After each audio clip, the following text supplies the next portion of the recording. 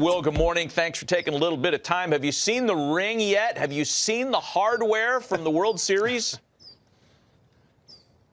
Yeah, good morning. Yeah, I've seen a few pictures of it. I'm excited for, opening weekend to get it. You don't strike me as the kind of guy that's going to wear the ring when you go to the gas station or go to the deli. Do you have plans for it yet? No. I mean, the 2021 just kind of sits in the safe. When people come over, I like to show it. So I'm sure this one will be right next to that one. Hey, Will, a baseball question here for you. We talk a lot about the Dodgers pitching and how much depth you guys have, but you got to catch all these guys. How do you learn and get ready with all the repertoire of different guys you have to see throughout the year? Yeah, it's a challenge. It's having conversations with those guys, when we first show up to camp. Obviously, some guys are returning, some new faces, a lot of new faces. So yeah, just getting to know them, getting to know, how they tick, what they like, what they don't like, their targets, what plays. It's just a lot of conversations with the pitching coaches and, with that specific pitcher. But we do a pretty good job here, and I enjoy the challenge every year. So I got two questions off of that. One is, who's the hardest to catch? And then also, I'm curious about the language barriers.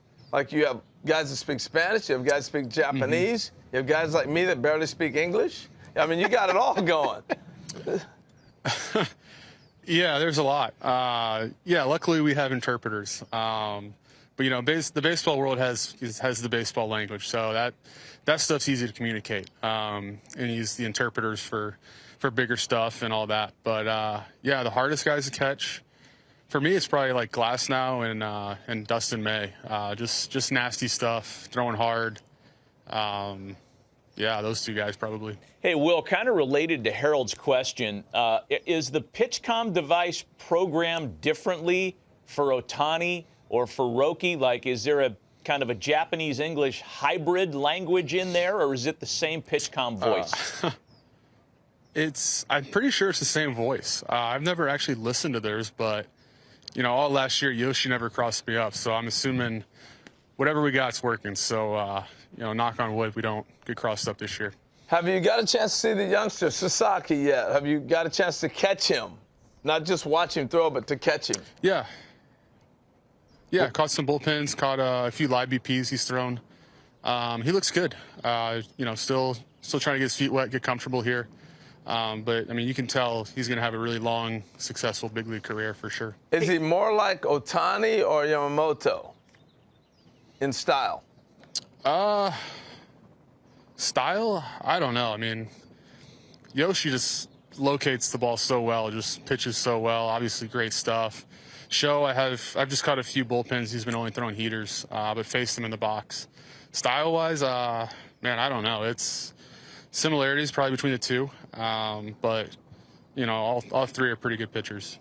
Hey, Will, I love asking catchers this kind of question. The balance for you between a prepared scouting report and how you're going to work each opposing hitter and what you think your starter has that day. In other words, you could go into a start thinking we're going to slider this lineup to death, but my starter doesn't have his slider today. Well, what's that balance like for you and how to navigate a guy? Yeah, it's just being able, it's being able to figure out quickly, what they have that day, whether that's figuring out in the bullpen or the first inning or two. And then, sometimes the pitch shows up in the 5th or 6th inning. So it's just kind of, being aware of where they're at, right then. But yeah, the scouting report is a scouting report. You got to know it front and back. And then it's just, kind of building a whole picture and, what the situation's calling for, where in the game we're at.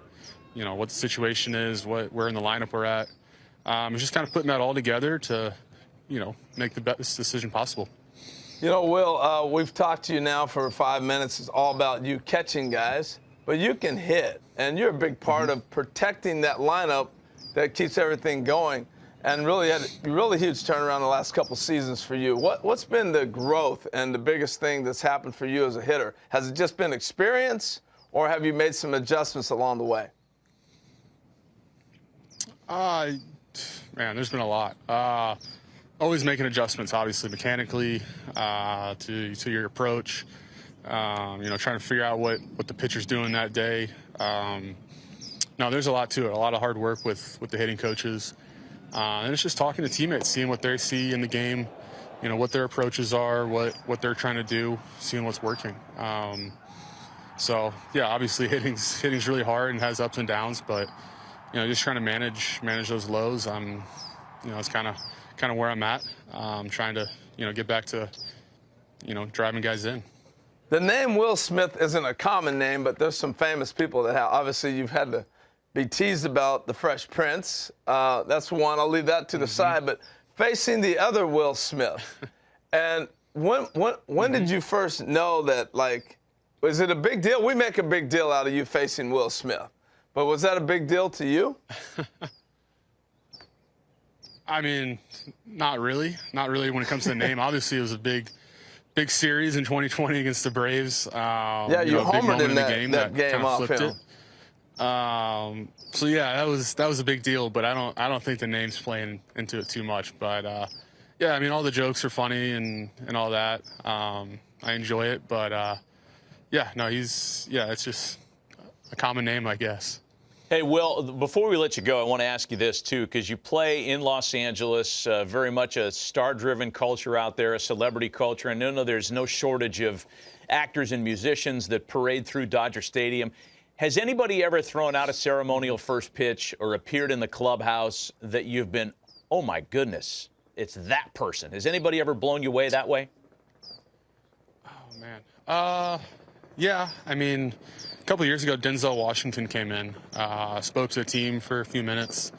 That was pretty cool. Yeah, we get guys, athletes coming in all the time, from the Lakers or the Rams and all that. Singers, musicians. It's pretty neat. We're fortunate to be in LA and, around these people you see on TV, it's pretty cool. Last question, Will. I know you guys are going to Japan pretty soon. 14-hour flight, maybe 10 hours from LA or whatever it might be. What's your go-to on that? You watch movies? You sleep? What's your plan? Yeah, last year, went to Korea. I slept. They gave us this whole plan: sleep early, then stay up, and when we land, stay up for the rest of the day. It's tough. But yeah, just watching movies, sleeping on the plane. Hanging out with the guys. The flight there is not too bad. It's the flight back that's a little harder after the game. But we did it last year. We made it through it. So we'll figure it out again this year. Hey, Will, we appreciate the visit today, man. Thanks for the time. Congrats on all your success. Good luck in 2025. ご視聴ありがとうございました。チャンネル登録と高評価よろしくお願いします。